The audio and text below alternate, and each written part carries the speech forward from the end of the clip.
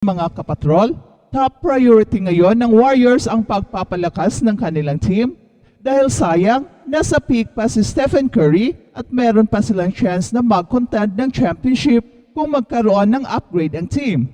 Intact pa kasi ang core ng championship team ng Warriors na sina Stephen Curry, Klay Thompson at Draymond Green. Pero bakit nga ba nawala sa playoff picture ang Warriors na in the last couple of seasons ay kinatatakutan sila ng NBA? Well, nag-evolve na naman kasi ang NBA at patapos na ang small ball philosophy. Alam kasi ng ibang mga NBA teams na mahihirapan silang tapatan ang Warriors kung mag-small ball rin sila. Kaya ang ginawa ng ibang mga NBA teams ay nagbabalik sila sa traditional way of playing basketball where height is might. Kaya maraming nagsasabi na kulang na lang ng isang legit big man ang Warriors upang makabalik sila sa championship. Pero ang tanong, sino at ano naman ang kapalit? Hindi naman pwedeng kukunin nila si Giannis o si Nikola Jokic na walang kapalit. For sure, to get an MVP caliber big man ay kapalit rin dyan ay si Stephen Curry, kaya napakahirap humanap ng big man sa NBA ngayon. Kaya merong option ang Golden State Warriors na kumuha galing sa free agency. At dahil dyan, hindi malayong susubukan ng Warriors si Kai Sotto sa darating na NBA Summer League. Pero bakit nga ba naging undrafted si Kai? And what went wrong? Well, mga kapatrol, masyadong minadali ni Kai at ng kanyang agent na sumali sa NBA at a very young age. 19 years old pa kasi si Kai nung nagpa-draft siya. Although he is already 20, pero sa May kasi ang kanyang birthday, at sa July ang draft, kaya isang buwan pa lang nag-20 years old si Kai. So in other words, ay nabigla si Kai at pinilit nilang magpa-draft na kulang pa sa maturity ang kanyang laro at pati ang kanyang katawan ay napakanipis pa. And this time, pilit na kinorekt ng Wasserman ang pagkakamali ng agent ni Kai. Minabuti ng Wasserman na dadaan muna si Kai sa tamang proseso at huwag mag-shortcut.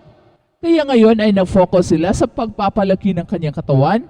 And as of today, ay nasa 250 pounds na naglalaro ang timbang ni Kai. And he is consistently getting bigger, stronger, and faster. At malaking bagay ang transfer ni Kai from Hiroshima Dragonflies to Yokohama B. Corsairs na kung saan nabigyan siya ng magandang pagkakataon para maipakita ang kanyang taglay na galing. Pero gaano man kaganda ng tambalang Kai Sotto at Yokohama B. Corsairs, I sad to say na all good things must come to an end. Kai Sotto will not be rejoining the Yokohama B. Corsairs for the 2024-25 Japan B-League Division 1 season. The Filipino center's loan period from his previous team, the Hiroshima Dragonflies, has already concluded, according to B. Corsairs. So taliwas sa mga rumors na gusto ng Yokohama na i-retain ang tambalang Kai Sotto at Yuki Kawamura, ay officially nag-thank you na ang B. Corsairs kay Kai at nag-goodbye naman si Kai sa Yokohama. We are pleased to announce that the loan period for player Kai Sotto, who joined us on loan from the Hiroshima Dragonflies, has now expired, the team said on Tuesday afternoon. The 7'3" Kai Sotto, for his part, thanked the B. Corsairs team for the one season he spent with the squad. Thank you, Yokohama B. Corsairs, for giving me a chance to show what I can do to this game that I love the most. Yan ang sabi ni Kai Sotto.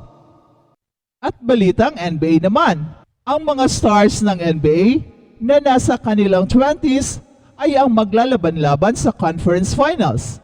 Ang NBA Conference Finals na nagsisimula sa Martes ay magpapakita ng bagong henerasyon ng mga bituin habang maghaharap ang Boston Celtics at ang Indiana Pacers sa Eastern Conference at magtatagpo ang Dallas at Minnesota sa Western Conference naman para sa isang pwesto sa NBA Finals.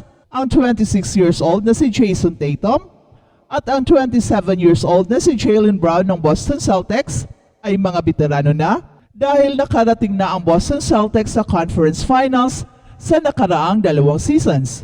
Nakarating sila sa Championship Series noong 2022, ngunit natalo sa Golden State Warriors at pagkatapos ay nabigla sila sa 8th-seeded Miami Heat sa Conference Finals noong nakaraang taon.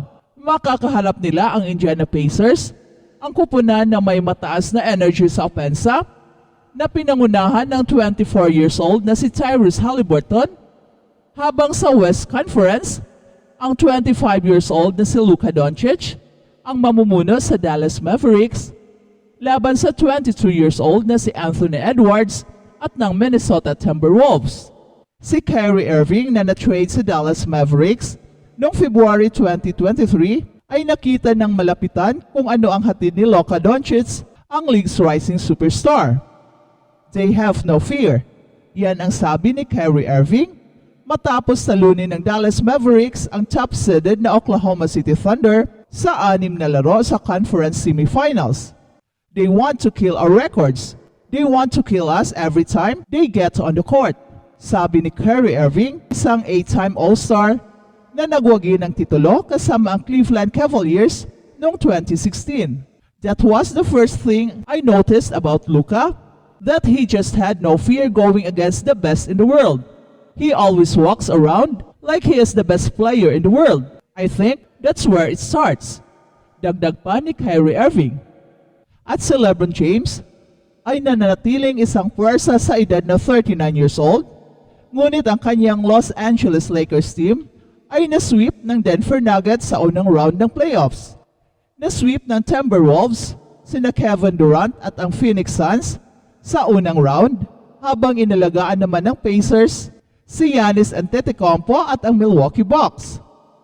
Hindi nakalusot ang Golden State Warriors ni Stephen Curry sa play-in, at ang 3 beses na most valuable player na si Nikola Jokic at ang defending champion na Denver Nuggets ay nasupil sa 7 laro sa West Semis ng Minnesota Timberwolves. Si Anthony Edwards ay may average na 28.9 points, 6.2 rebounds, and 5.9 assists sa playoffs. At ipinakita ang kanyang maturity sa Game 7 kung saan nakabawi siya mula sa isang mahinang shooting night upang magpakitang gilas sa defensive end at tumulong sa pag-akda ng isa sa pinakadakilang comeback win sa Game 7 sa kasaysayan ng NBA.